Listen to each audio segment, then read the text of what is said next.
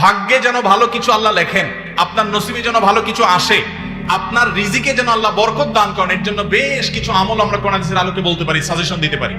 রিজিকে বরকত এবং ভাগ্য সুপ্রসন্ন হবে কোন আমল করলে? ভাইরা আমার, ভাগ্যে ভালো কিছু লেখা হয় কবে? একটা হলো মানুষের সৃষ্টিরও 50,000 বছরে আল্লাহ তাআলা ভাগ্য নির্ধারণ করেছেন। আরেকটা হলো প্রতি বছর যেই রাতে আল্লাহ কোরআন নাজিল করেছেন, আল্লাহ সূরা দুখানে বলেছেন সেই রাতে অর্থাৎ লাইলাতুল কদরে আল্লাহ তাআলা সব গুরুত্বপূর্ণ বিষয় ধার্য করেন। ভাগ্যে যেন ভালো কিছু আল্লাহ লেখেন, আপনার নসিবে যেন ভালো কিছু আসে, আপনার রিজিকে যেন আল্লাহ বরকত দান করেন, এর জন্য বেশ কিছু আমল আমরা কোরআন হাদিসের আলোকে বলতে পারি, সাজেশন দিতে পারি। তবে তার আগে আমাদেরকে জানতে হবে যে ভাগ্য সুপ্রসন্ন হওয়া বা রিজিকে বরকত হওয়া বলতে কি বোঝায়। ভাই, রিজিকে বরকত হওয়া বলতে বোঝায় আপনি যা কামাই করবেন এর ভিতরে আল্লাহ তাআলা কল্যাণ দিবেন, যা কামাই করবেন এর ভিতরে বরকত হবে। প্রাচুর্য না, অনেক টাকা না, যা হবে এটাতে কি হবে?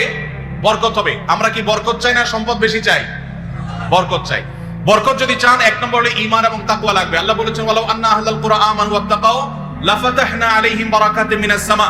যদি কোন জনপদের লোকেরা ঈমান আনে, আল্লাহর ভয় অন্তরে লালন করে, আল্লাহ বলেছেন আসমান থেকে বরকতের সব দুয়ার খুলে দেওয়া হবে। এজন্য ভাই, ঈমান যদি থাকে, তাকওয়া যদি থাকে, গুনাহমুক্ত জীবন গড়ার সংকল্প যদি থাকে, বরকত আসবে জীবনে। নাম্বার 2, ইস্তেগফার বেশি বেশি করলে। আল্লাহ বলেছেন সূরা নূহের মধ্যে, যদি কেউ ইস্তেগফার করে, নূহ আলাইহিস সালাম তার জাতিকে বলেছেন ফাকুল তুস্তাগফিরু রাব্বাকুম ইন্নাহু কানা গাফফারা ইউরসিলিস সামাআ আলাইকুম মিদরারা ওয়া ইমদিদুকুম বিআমওয়ালিন ওয়া বানিন ওয়া ইয়াজআল লাকুম জান্নাতিন ওয়া ইয়াজআল লাকুম আনহারা। আল্লাহ নবী নূহ আলাইহিস সালাম বলেছেন, আমি আমার জাতিকে বলেছি তোমরা আল্লাহর কাছে ইস্তেগফার করো, ক্ষমা প্রার্থনা করো।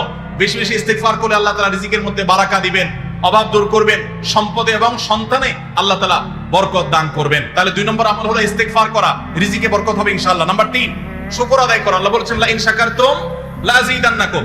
আপনি কোনো কিছু পেয়েছেন, আলহামদুলিল্লাহ বলেন, যা পাইছেন শুকর আদায় করেন, আল্লাহ নিয়ামত বাড়ায় দিবেন। নাম্বার 4, দান সাদাকা করা। আল্লাহ তাআলা বলেছেন ইয়ামহাকুল্লাহুর রিবা ওয়া ইউরবিস সাদাকাত। আল্লাহ সুদকে ধ্বংস করবেন, তবে সাদাকা এবং দান এটাকে আল্লাহ তাআলা বাড়িয়ে দিবেন। এইজন্য কেউ যদি দান করে, আল্লাহ তাআলা তাকে কি দেন? বরকত দান করেন তার রিজিকে। তারপরে 5 নম্বর হলো আত্মীয়তার সম্পর্ক রক্ষা করা। নবীজি সাল্লাল্লাহু আলাইহি ওয়াসাল্লাম বলেছেন মান সাররাহু আন ইউবসাতা লাহু ফি রিজকিহি আও ইউনসালু ফি আথরিহি ফালিয়াসির রাহিমা। যে ব্যক্তি চায় তার আত্মীয়তার সম্পর্কে, যে ব্যক্তি চায় তার হায়াতে বরকত হোক, তার রিজিকে বরকত হোক, সে যেন আত্মীয়তার সম্পর্কের সাথে সম্পর্ক ভালো রাখে, আত্মীয়দের সাথে, অর্থাৎ রক্ত সম্পর্কে আত্মীয়দের সাথে যেন সম্পর্ক কানেক্টেড রাখে, বিচ্ছিন্ন না করে, তাহলে তার রিজিকে এবং হায়াতে বরকত হবে। এবং সর্বশেষ আরেকটা আমল বলতে চাই, সেটা হলো খাবারের ক্ষেত্রে একত্রিত হয়ে বসে খাবার খাওয়া। এই সুন্নত আমাদের সমাজ থেকে বিদায় হয়ে গেছে, আমরা অনেকে জানি না। আবু দাউদের একটি হাদিস বর্ণিত হয়েছে, নবীজি সাল্লাল্লাহু আলাইহি ওয়াসাল্লামের কাছে এক ব্যক্তি বললেন, হে আল্লাহর রাসূল, আমরা খাই কিন্তু অনেক খাওয়ার পরেও পরিতৃপ্ত হই না, পেট ভরে না, খাবারের চাহিদা পরিপূর্ণ মিটে না, কারণটা কি? নবীজি সাল্লাল্লাহু আলাইহি ওয়াসাল্লাম বলেছেন, তোমরা সম্ভবত আলাদা আলাদা প্লেটে খাও, আলাদা আলাদা সিঙ্গেল খাও। তখন নবীজি সাল্লাল্লাহু আলাইহি ওয়াসাল্লাম বলেছেন, তোমরা সবাই একসাথে খানা খাবে, আল্লাহ তাআলা তোমাদের খাবারে বরকত দান করবেন।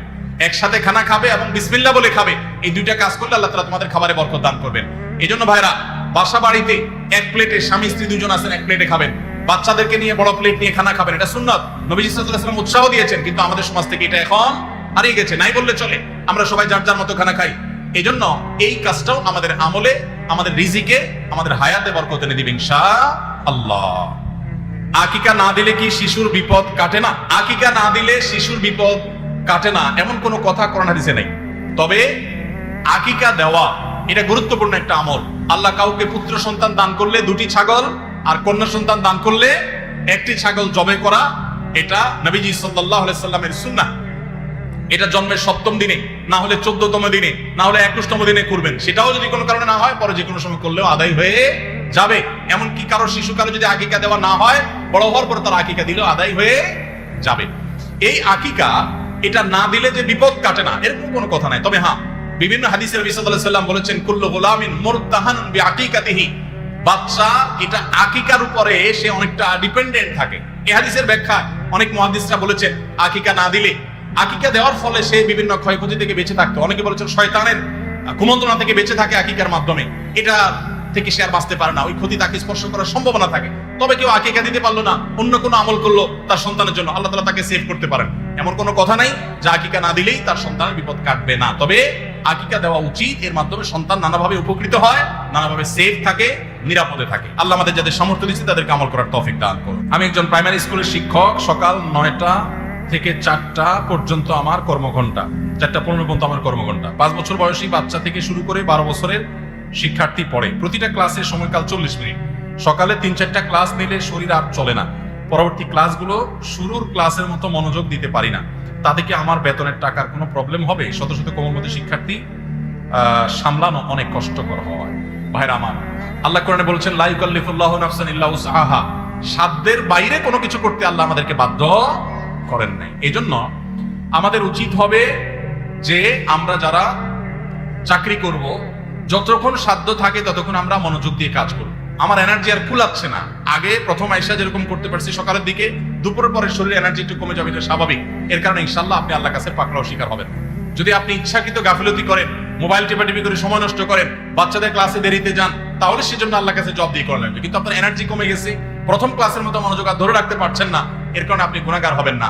আলহামদুলিল্লাহ, এরকম শুদ্ধ সুস্থ চিন্তা করার মানুষ যে আছে, বান্দার হক সম্পর্কে এতটা সচেতন মানুষ আছে, এটাই তো একটা সমাজের জন্য আনন্দের বিষয়। আলহামদুলিল্লাহ, সন্দেহাতীত ভাবে এটা একটা সুখের সংবাদ যে একজন ভাই চাকরি করে, স্কুলে চাকরি করে তার ঠিকঠাক মতো বেতনটা হালাল হচ্ছে কিনা, তার মনোযোগ কমে যাচ্ছে, সেজন্য আল্লাহর কাছে দায়ী থাকবেন কিনা, এই যে চিন্তা মনে আসছে, এটাকেই বলে ঈমানী চেতনা। এই ঈমানী চেতনাই তো আমাদেরকে ভালো মানুষের দিকে নিয়ে যায়। আল্লাহ আমাদের এই ভাইকে আরো বেশি ঈমান আমল বানানোর তৌফিক দান করুন। আইডি কার্ড ও পাসপোর্ট বানানোর কাজ করা হালাল নাকি হারাম?